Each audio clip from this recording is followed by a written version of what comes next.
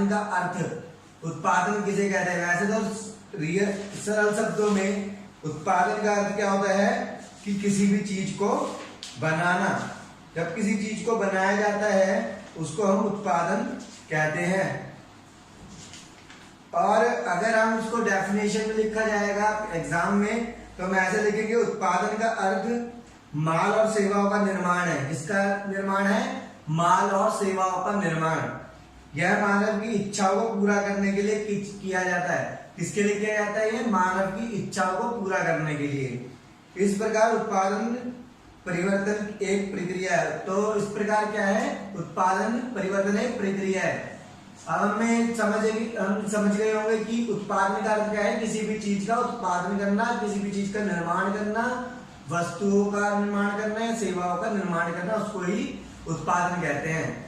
Page number 84 में दे रखा है कि स्थिर साधन का अर्थ बताओ यार, और परिवर्तनशील साधन। तो स्थिर साधन का अर्थ क्या है? स्थिर साधन वे साधन हैं जो अल्पकाल में परिवर्तित नहीं हो सकते, जैसे भूमि, पूंजी आदि उद्यमी। स्थिर साधन कौन से साधन है? जो अल्पकाल में नहीं बदल सकते, यानी कि शॉर्ट पीरियड में जिनमें तुम परिवर्तन नहीं कर सकते। क्या तुम भूमि आसानी से पैसा होने के बावजूद भी खरीद सकते हो? जल्दी से नहीं खरीद सकते। उसको खरीदने के लिए पहले उसको आपको ढूंढना पड़ेगा कि कौन सी प्रॉपर्टी सही है।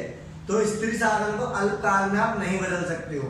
फिर आता है परिवर्तनशील साधन। परिवर्तनशील साधन वे साधन होते हैं जो अल्पकाल में बदल जाते हैं, जैसे श्रम। श्रम का मतलब लेबर। आप सिर्फ दीर्घकाल के अंदर तो परिवर्तनशील साधन कौन से हैं? जो अल्पकाल में बदल जाते हैं। अल्पकाल का मतलब शॉर्ट पीरियड में कौन सी चीज बदल सकती है? सिर्फ श्रम, यानी कि लेबर को बदल सकते हो आप। ठीक है।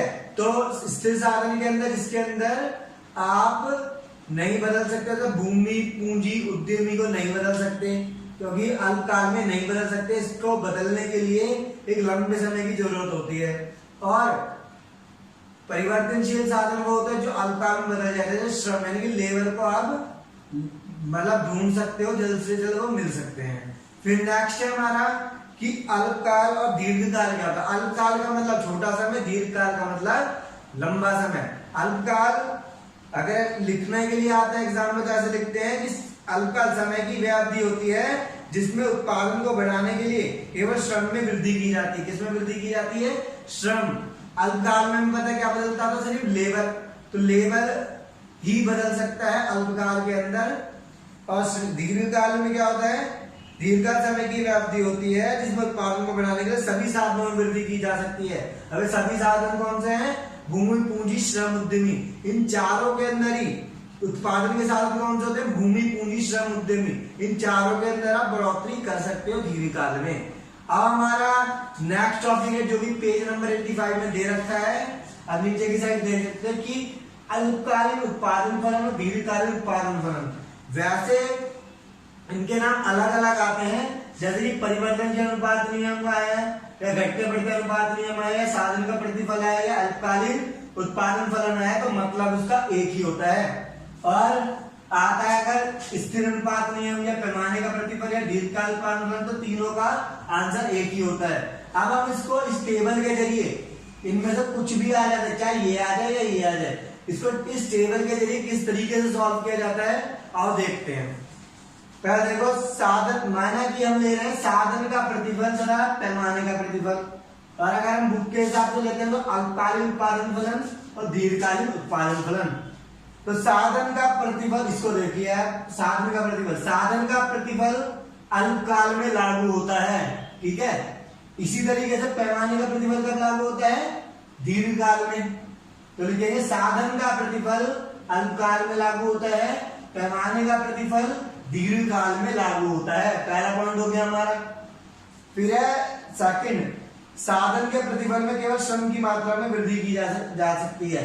आपको पता ही है कि साधन के प्रतिफल यानी अल्पकालीन उत्पादन फलन में केवल लेबर में वृद्धि कर सकते हो, मजदूर में वृद्धि कर सकते हो, कितना ही मजदूर ला सकते हो। और दीर्घकाल में क्या होता है? पैमाने के प्रतिफल में सभी साधनों में वृद्धि की जा सकती है। और पैमाने का प्रतिफल है दीर्घकाल उत्पादन फलन, लंबा समय मिल जाएगा तो वो सभी साधनों में वृद्धि कर सकता है। तीसरा पॉइंट है हमारा, साधन के प्रतिबल की स्थिति में साधनों के बीच अनुपात बदल जाता है। साधन के प्रतिबल की स्थिति में साधनों के बीच अनुपात क्या हो जाता है, बदल जाता है। देखो बदल रहा है अनुपात 1:1, 1:2, 1:3, 1:4। तो ये साधन के प्रतिबल की स्थिति हो या अल्पकालीन उत्पादन फलन की स्थिति हो, इन सब में अनुपात क्या हो जाता है, बदल जाता है। पर दीर्घकाल उत्पादन फलन के पैमाने के प्रतिबल में जो अनुपात होता है वो सेम रहता है। साधनों के बीच अनुपात क्या रहता है, सेम। देखो 1:2, 1:2, 1:2, 1:2। अब हम देखते हैं फोर्थ पॉइंट क्या है। साधन के प्रतिबल में बड़े पैमाने की बचतें प्राप्त नहीं होती। अब इसमें तो छोटा समय मिल रहा था, शॉर्ट टाइम मिल रहा था। शॉर्ट टाइम में या 1-2 महीने, यानी कि सपोज करो 1-2 महीने हैं, क्या आप उसके अंदर ज्यादा सेविंग्स कर सकते हो, नहीं कर सकते हो। तो उत्पादन तो लिखा है पर इसमें देखा जा रहा है सेविंग्स ज्यादा इसमें नहीं हो रही है। 100 से 120 में 20 का गैप, 20 से 120 से 130 में 10 का, इसमें 5 है। तो ज्यादातर जो है साधन के प्रतिबल में ज्यादा सेविंग्स नहीं होती, ज्यादा बचत नहीं होती है, यानी कि बड़े पैमाने की बचतें प्राप्त नहीं होती है। पर दीर्घकाल में बड़े पैमाने की बचतें प्राप्त होती हैं। देखिए उत्पादन क्या हो रहा है, ये यानी सेविंग्स 100 से 220, यहां पर कितनी मिल गई 120, 220 से 440 में बड़ा गैप है, 440 800 इसमें भी बड़ा गैप है। यानी कि यहाँ तो छोटे पैमाने की बचतें प्राप्त होती है, बचत मतलब सेविंग्स, और यहाँ पर बड़े पैमाने की बचतें प्राप्त होती है। इस तरीके से इस टेबल के जरिए इन क्वेश्चंस को सॉल्व किया जाता है, चाहे ये आ जाए या ये आ जाए। पर इनमें अगर अंतर आएगा तब आपको ऐसे करना है, क्योंकि परिवर्तनशील अनुपात नियम का क्वेश्चन हम आगे करेंगे कि किस तरीके से उसको सॉल्व करना है डायग्राम के जरिए। अब नेक्स्ट क्वेश्चन है हमारा, उत्पादन फलन का अर्थ बताइए। उत्पादन फलन उत्पादन के साधनों तथा उत्पादन में भौतिक संबंध स्थापित करता है। किस किस में संबंध स्थापित करता है, उत्पादन के साधनों तथा उत्पादन में भौतिक संबंध स्थापित करता है। कौन, उत्पादन फलन क्या करता है, उत्पादन फलन उत्पादन के साधन तथा उत्पादन में भौतिक संबंध स्थापित करता है। उत्पादन के साधन कौन से हैं, भूमि, पूंजी, श्रम, उद्यमी, ये उत्पादन के साधन है। उत्पादन में भौतिक संबंध स्थापित कर रहा है कि इन भूमि, पूंजी, श्रम, उद्यमी के द्वारा कितना प्रोडक्शन हो सका, इन दोनों के बीच में क्या बता रहा है, वो संबंध बता रहा है कि क्या यूज करके कितना प्रोडक्शन यानी कितना उत्पादन हो सका।